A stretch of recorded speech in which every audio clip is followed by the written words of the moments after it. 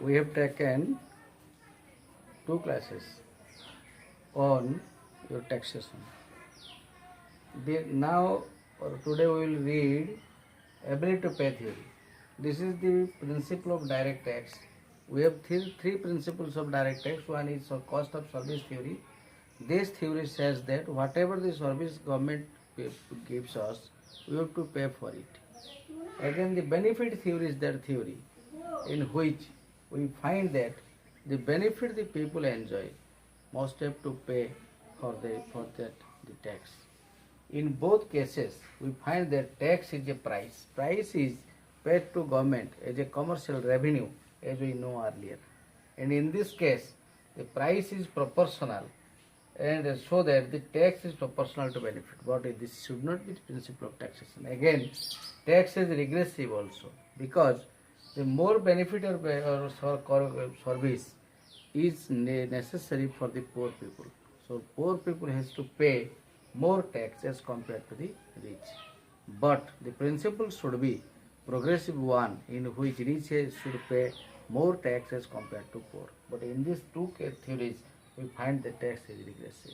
To avoid these problems of the cost of service and benefit theory, we go for ability to pay theory. This is the most fundamental and most important theory of taxation or principles of direct taxation. Going to the ability to pay theory, what we find is that this theory has been developed by J.S. Mill and Edgeworth. J.S. Mill and Edgeworth. Both the economists emphasized on ability to pay theory because this theory is based on equity. Equity, as we know, is horizontal equity and vertical equity. Horizontal equity and vertical equity. In case of horizontal equity, we find that the persons having same income or the persons in same income group has to pay same tax to government. That means if A, B, C, like there so many persons are there, everyone gets 1 lakh rupees as their income per annum, and they have to pay 10% tax. That means A has to pay 10%, B has to pay 10%, C has to pay 10%, because the income level of the people are same. But in case of vertical equity, what we find is that the income group is different. That means if A gets 1 lakh rupees or earn 1 lakh rupees per year, B earns 2 lakh, C earns 3 lakhs, D earns 4 lakhs, and the income level is increasing. So the tax rate is also increasing or differ. That is why you call it vertical equity. In both the cases, we find that tax should be progressive one, so that the rich has to pay more tax as compared to poor, so that equity can be maintained. This ability to pay theory, it is justified. It is justified both in a psychological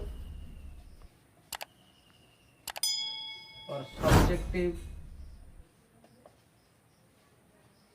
analysis, and also in case of objective analysis. In subjective analysis, it is justified, which is based on law of diminishing marginal utility. What this law says, as a person consumes more and more of a particular goods, the marginal derived from the successive unit goes on falling. So also a rich has more income, so marginal utility is less for income.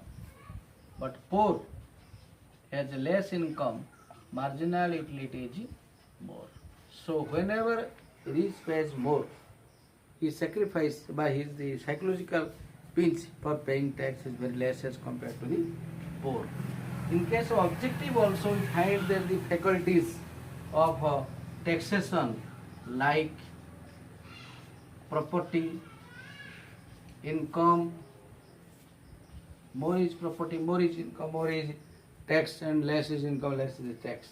So the ability to pay theory under the justification, we find that it can be studied as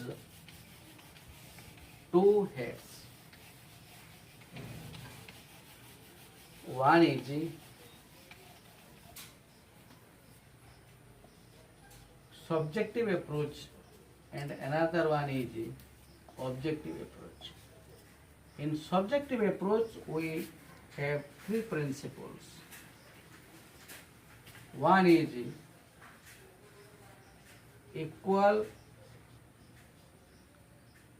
absolute sacrifice.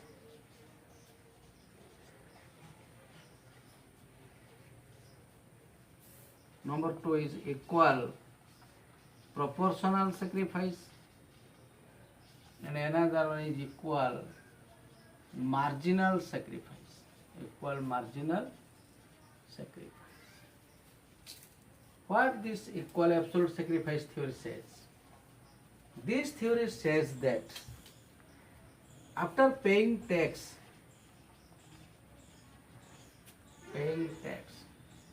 the total utility lost by rich and poor should be same.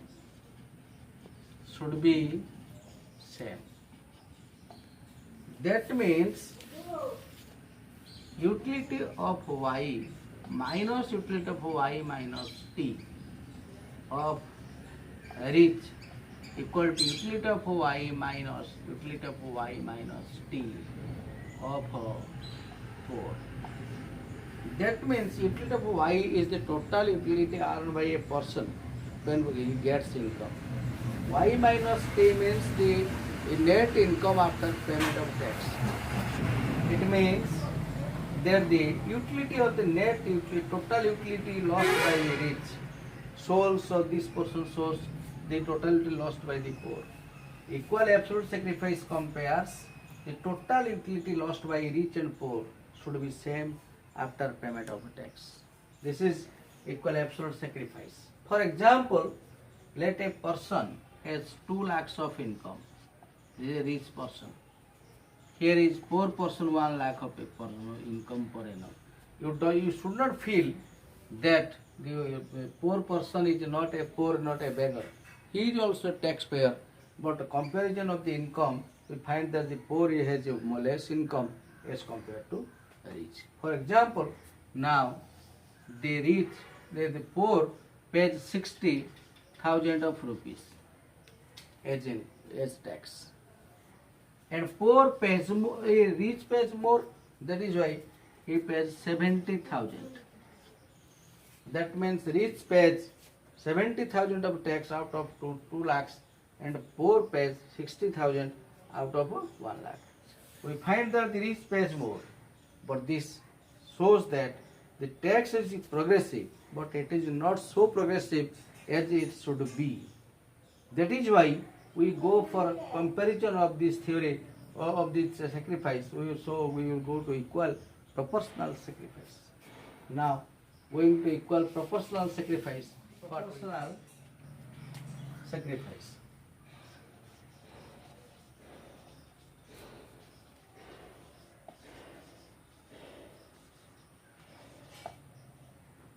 This shows that after payment of tax, the average utility lost by poor and rich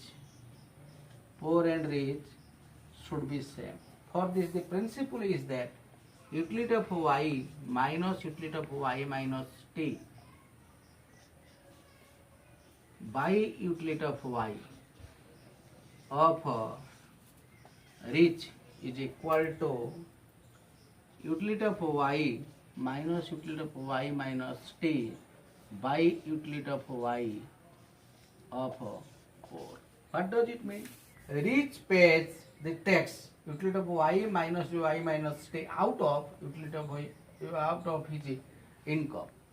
So the sacrifice lost is compared for the rich from his income. to the tax payment. So also the poor pays tax out of his own income. So the utility lost by the poor is compared to his income. That means we have taken that the rich has 2 lakhs of rupees and he paid 70,000 as tax previously in equal absolute sacrifice. And 1 lakh rupee is the income of the poor and he pays 60,000 rupees for as the tax. But in this case, the tax should be raised to 1 lakh for the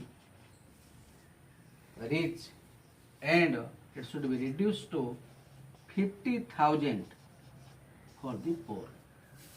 That means that out of 2 lakhs, rich pays 1 lakh, is 50% of tax is paid on rich.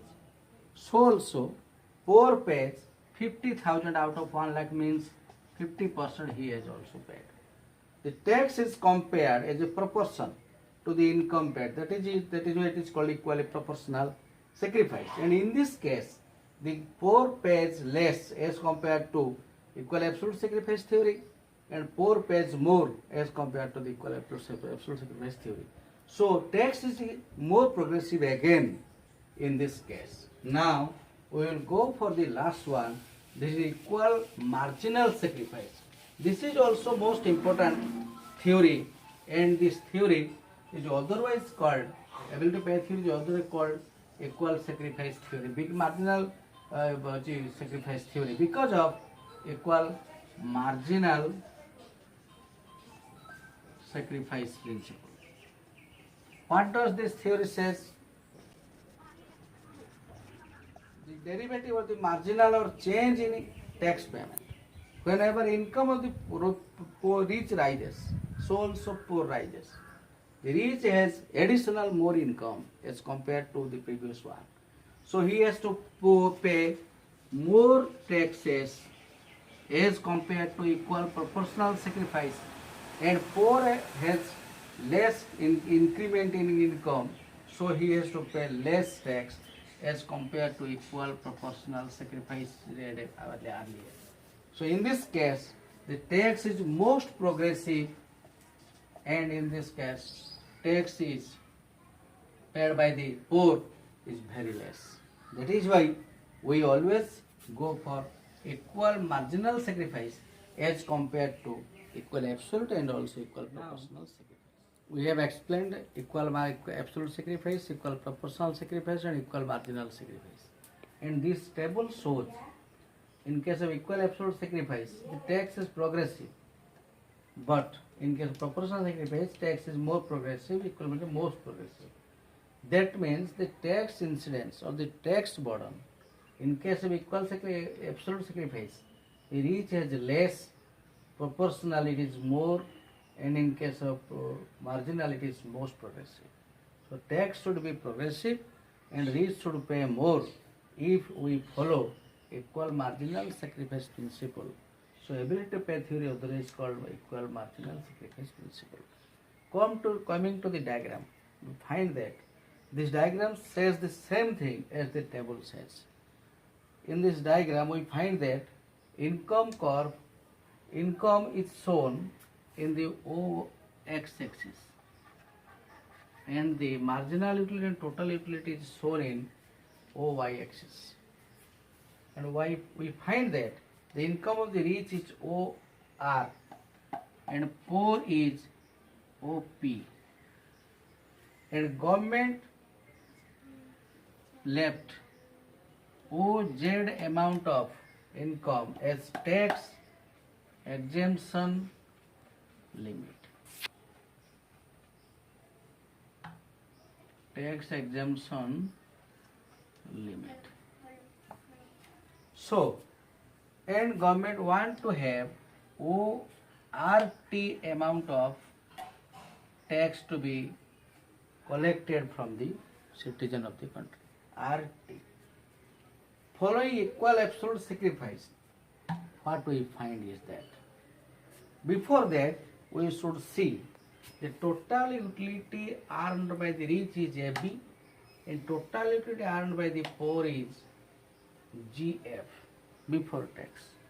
If we follow equal absolute sacrifice, poor rich has to pay RK this amount and poor has to pay PQ this amount.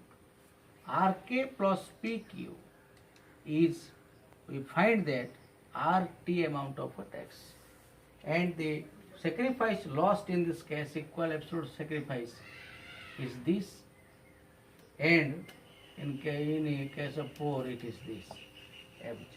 FJ equal to SC. So the equal, in case of equal absolute sacrifice, rich pays O R K amount of tax and poor pays P Q amount of tax. Government gets RT amount of tax, but the equal sacrifice of the total utility in SC equal to FJ. Now coming to equal proportional sacrifice. What does it mean? That means poor pays, rich pays more.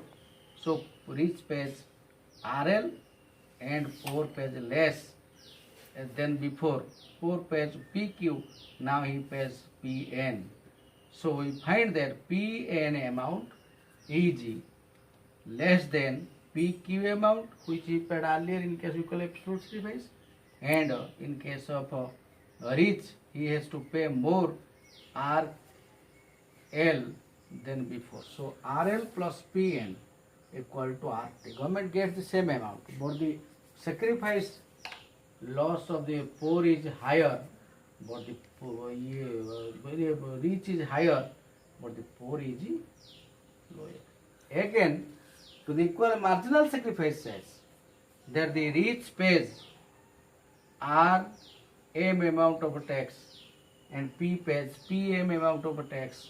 So this is the line for equal proper marginal sacrifice. We find that this is the point where both rich and poor pays same amount of equal marginal utility they lost, and the total utility in case of rich is very less, AFI, but in case of poor rich it is higher, AE.